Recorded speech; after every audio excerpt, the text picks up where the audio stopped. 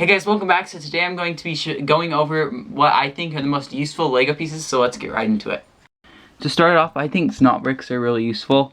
This one right here is super useful because if you put a plate on it right here, it fits perfectly. But if you stack like two of these ones right here that just have one stud on the side, just like that, plate cannot fit. It's too wide, so it's kind of annoying, but this piece is super useful for that. So this piece right here, we used in balls and making giant Lego balls. The video will be on screen right now if you want to watch it. And this piece right here is really nice. It's kind of a snot brick. It can be bent in like any direction. So if you want like a piece to go at a certain angle, it's pretty nice for that reason. So yeah, these are all the pieces. Pretty cool. These things are really useful to put like details on mocks and like sides of them and stuff. So yeah. Next we have jumper plates. I think these are super useful. Like they're about as useful as the snot bricks, just because you can put different things on positions where they wouldn't normally go on Lego bricks.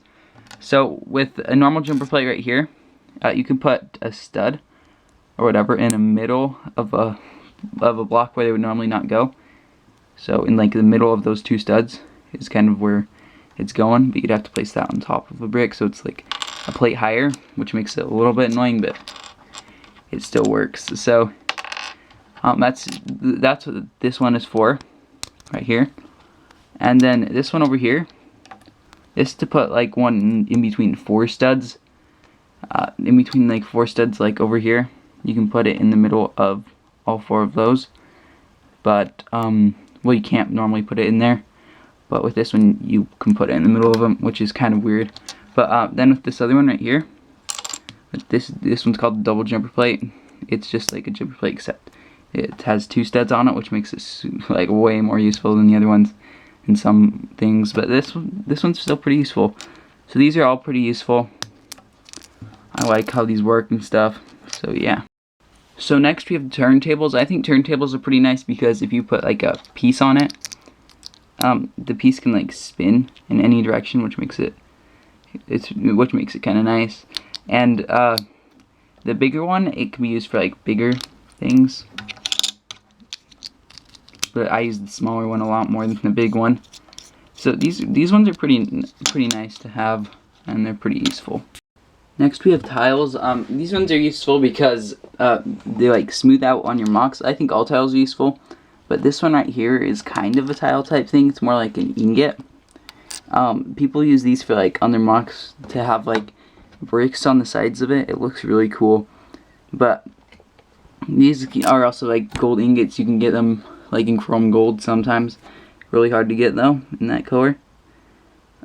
So these pieces are kind of good. People also use these just for flattening out certain things. Next up we got this piece. It's pretty much two 1x2s connected together by a hinge in the middle. It actually comes in two pieces normally, but you put them together and they're pretty hard to get apart. So this thing is pretty useful for like if slants in things, like if you want like the front of like a plane or something be slanted, you can do that if you want to make like a custom front.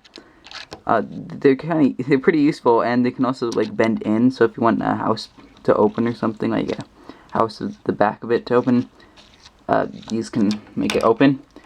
And so yeah, this piece is really useful. So this one is a masonry brick. It's pretty much kind of the same as this ingot right here, except if you put them together, it makes like smaller bricks. So if you wanted smaller bricks, you could put a ton of these together. They look really cool when they're put together. Like you can build a giant wall out of this and it just looks like a ton of bricks. So these pieces are really cool for that like looks. This one you might mistake for a normal stud, but it's actually not. It's actually a hollow stud. There's a hole going right through the middle, which makes it nice for like connecting under pieces, kind of like a jumper plate type thing. If you see that little bar thing in the bottom of the brick, this thing connects right in the middle because there's a hole through it, which makes it nice. And also, if you have it on like the ground or something, you can put like a bar going through it, like a lamp post or something, which makes it really nice also. And like you can have a custom weapon or something with it. And yeah, so this is a universal joint. It's kind of weird. It's a Technic piece. It's kind of like a gear type thing to me. That's what it looks like. But if I put axles in both sides and spin this one and like slant it at an angle, it spins the other one. So the middle kind of acts like a gear when it spins like that. So that's kind of how it works. It's kind of weird. Next we got a 1x4 cross axle. It kind of looks like one, but it actually has a little lip at the end. So this one is actually used for putting in bricks and having it be flat on this side. Nothing poking out or anything. So you don't have to use like a pin or something holding it. And you can like have a motor or something spinning this. And it's actually really nice for a lot of things. Next we got 24 tooth gear, but it's not really a normal 24 tooth gear, it's white. And it spins like a normal 24 tooth gear. It works just like one. Like if you spin it, it spins normal. But if there's enough pressure going on it, this outside will spin without the axle moving inside, which is kind of weird. But it helps for like cars or something, if you're making something like that. Or just like if you want an axle to stop without breaking anything, this is the way to go. Okay guys, that's it for the video. If you liked the video, I have other videos just like this on my channel. And as always, make sure to like, subscribe, and hit that notifications bell.